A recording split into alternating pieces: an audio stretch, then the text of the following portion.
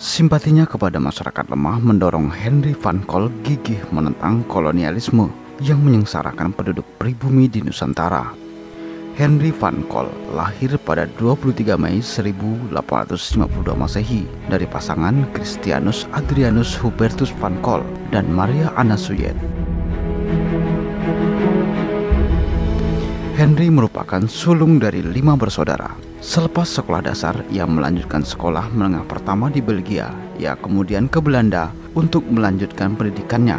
Namun pada masa ia berpindah-pindah untuk sekolah, membuatnya melihat sendiri realitas kehidupan yang berbeda dari kehidupan yang kaya. Yang kaya makin kaya, yang miskin makin miskin, yang kuat dengan yang lemah, dan beragam realitas kehidupan lain yang ditemukannya semasa sekolah itu amat berpengaruh terhadap perkembangan jiwanya. Dan dalam banyak kesempatan, Henry cenderung membela yang lemah dan yang kecil. Tanpa takut, ia mewujudkan sikap itu ke dalam tindakan sehingga kerap menanggung sebuah konsekuensi.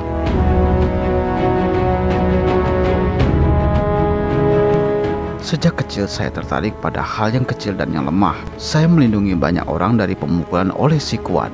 Dan sebagai pelajar, perjuangan melawan polisi yang menyiksa orang lain menempatkan saya di penjara. Ujarnya dalam sebuah pidato tahun 1893, dikutip oleh Johanna M. Walker dalam profil Henry yang dimuat di web socialhistory.org. Di Belanda, Henry kian aktif berpolitik setelah menjadi anggota internasional Working Man, seksi Den Haag. Ketika Den Haag terpilih menjadi tuan rumah Kongres IWA ke-5 September 1872 Masehi, Henry ditugaskan menjadi penerjemah sekaligus guide Karl Marx dan keluarganya. Posisi itu membuatnya sehotel dengan Karl Marx. Henry diperkenalkan dengan Marx kepada tokoh sosialis terkemuka yang lainnya. Henry kemudian akhirnya ditempatkan di Situbondo, Jawa Timur untuk menangani sebuah irigasi dari pemerintah koloni Belanda pada masa itu. Di luar waktunya untuk urusan pekerjaan, Henry meluangkan waktu untuk memperdalam sosialisme lewat tulisan-tulisan. Tak lama kemudian, ia melibatkan diri dalam permasalahan soal pembagian wewenang di pemerintah Hindia Belanda dengan menulis di De Locomotive. Van Cole secara konsisten memperjuangkan kesejahteraan masyarakat pribumi dalam upaya mengendalikan ekses modal terburuk di koloni. Tulis Susanna Moon dalam Technology and Ethical Idealism pada 1891, buku pertama Henry, yaitu Christianity and Socialism, diterbitkan sebagai solusinya.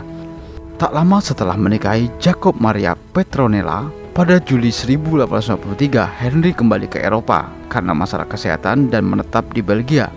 Dia tetap bergerak, termasuk berupaya menyatukan kubu sosialis berbahasa Prancis dengan kubu sosialis berbahasa Belanda. Setelah kembali ke Hindia Belanda, Henry bergonta-ganti penempatan tugas dari Jawa Tengah ke Jawa Barat. Di masa inilah dia aktif menulis artikel dan buku, di samping berinvestasi dengan membuka perkebunan kopi kayu emas.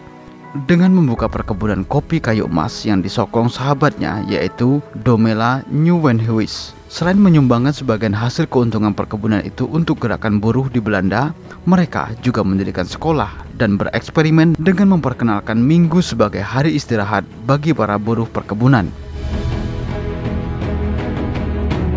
Alasan kesehatan membuat Henry kembali pulang ke Eropa, yang dijadikannya kesempatan untuk berkeliling ke berbagai tempat dan negara. Sejak 1896 hingga 1912, ia menjadi pengunjung setia Kongres Sosialis Internasional. Dia juga mendirikan Partai Buruh Sosial Demokratik Belanda pada Agustus 1894.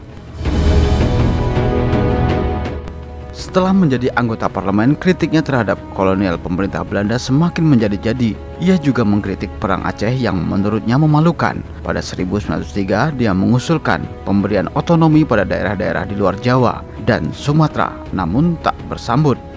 Pada tahun 1902, dia kembali ke Hindia Belanda yang dianggapnya sebagai rumah kedua, khusus untuk meneliti langsung kondisi rakyat di tanah jajahan. Dalam sebuah perjalanan tersebut, ia bertemu Raden Ajeng Kartini yang mendukung usulan kebijakan Henry agar diadakan pembiayaan untuk pelatihan guru di Belanda. Henry kemudian mendalami teosofi dan aktif dalam gerakan perdamaian. Antara lain, dia tuangkan lewat buku. Lalu tak lama setelah mengundurkan diri dari Senat, ia meninggal dalam sebuah kecelakaan pada tahun 1925 Masehi. Demikianlah informasi kali ini tentang hikayat Henry van Cole, seorang menteri Belanda yang memberontak pada pemerintah Hindia Belanda pada masa itu.